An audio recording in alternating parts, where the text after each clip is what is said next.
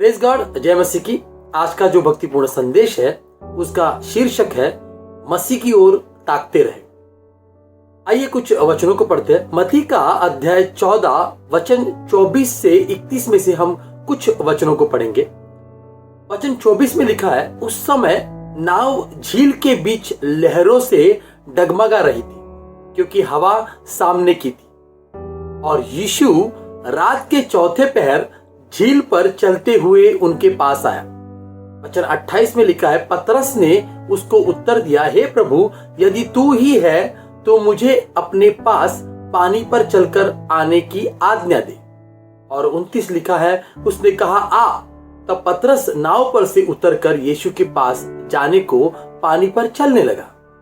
30 पर हवा को देखकर डर गया, और जब डूबने लगा तो चिल्लाकर कहा, हे प्रभु, मुझे बचा। 31 यीशु ने तुरंत हाथ बढ़ाकर उसे थाम लिया और उसे कहा, हे अल्पविश्वासी, तूने क्यों संदेह किया।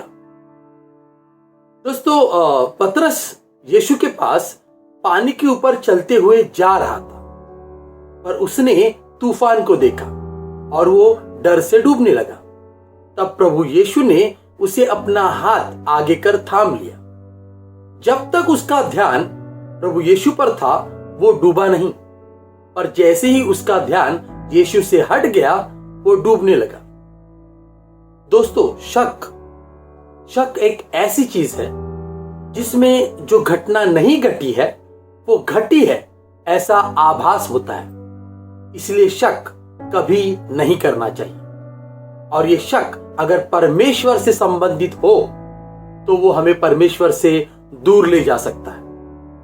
दोस्तों, पतरस तो पानी पर चल रहा था। नामुमकिन चीज मुमकिन हो गई थी, उसकी जीत करीबन तय थी। लेकिन उस तूफान में मैं डूब जाऊंगा, यह शक उसके मन में बैठ गया। इसलिए वो डर गया और वो डूबने लगा।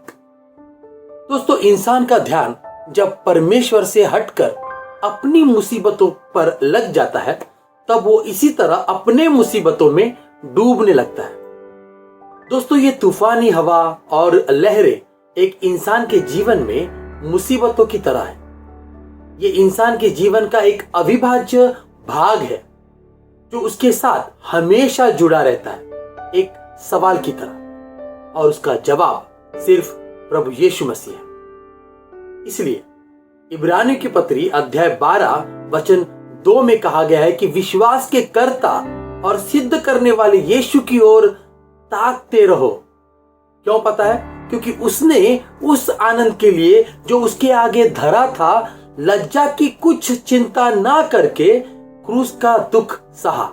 आमीन। और वो परमेश्वर के सिंहासन की दाहिनी ओर जा बैठा।